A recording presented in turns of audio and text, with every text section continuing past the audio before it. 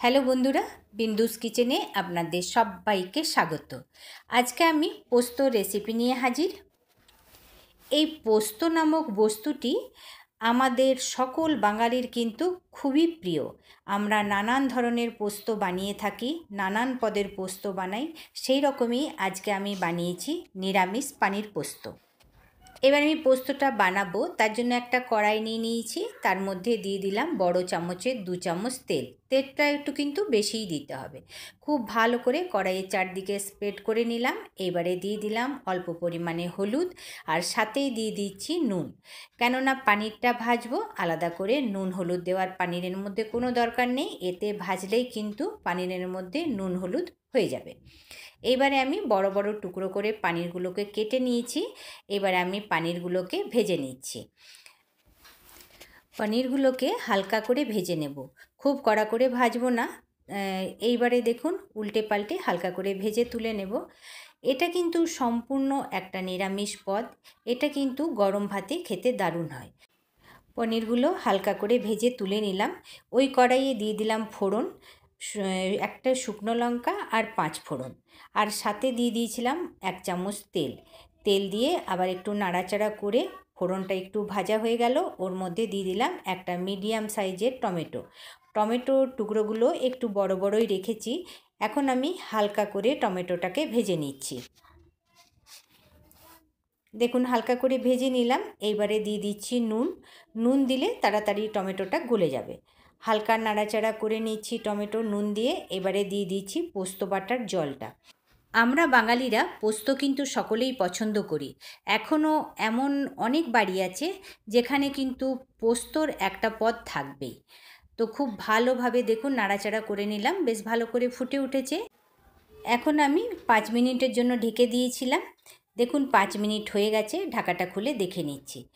খুব ভালো করে টমেটোগুলো তো গলে গেছে, তবুও একবার করে ভালো করে ম্যাশ করে নিচ্ছি, যাতে খুব ভালোভাবে টমেটোটা মিশে যায়। আপনারা যদি এই পানির পোস্ত না বানিয়ে থাকেন, অবশ্যই একবার বানিয়ে দেখবেন। খেতে যেরকম সুস্বাদু, আর নিরামিষ দিনে তো খুবই ভালো একটা পদ। তো এবার আমি পোস্ত বাটাটা দিয়ে দিচ্ছি। আমি কাঁচা লঙ্কা দিয়ে পোস্তটা বেটেছি। আমি 300 গ্রাম পনিরের জন্য নিয়েছি 50 গ্রাম পোস্ত। এইটাই আমার রেশিও। আর তার জন্য কিন্তু এই পনির পোস্ত খেতে কিন্তু দারুণ টেস্ট হবে। তো খুব ভালো করে দেখুন পোস্তটাকে এখন আমি মিলিয়ে নিলাম। খুব ভালো করে মেলানো হয়ে গেল। এইবারে এখন আমি দিয়ে দিচ্ছি চেরা কাঁচা লঙ্কা। তো 2টো কাঁচা লঙ্কা আমি মাঝখান দিয়ে কেটে দিয়ে দিয়েছি। পোস্তর মধ্যে এই উপরি কাঁচা লঙ্কার যে একটা টেস্ট, এটা কিন্তু দারুণ হবে।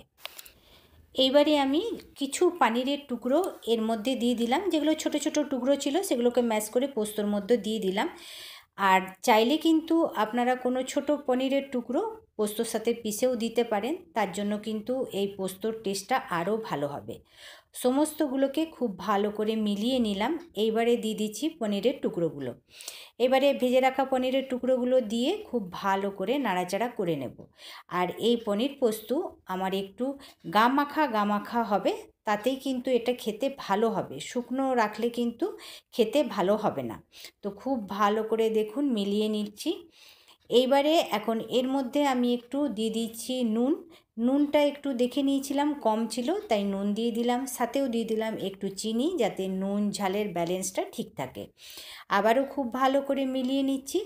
দেখুন এটা আমার হয়ে গেছে। কিছুক্ষণ পর এটা আমি নামিয়ে নেব, কেন নামানোর পর কিন্তু এই রকম থাকবে না, এর থেকে অনেকটাই শুকিয়ে যাবে।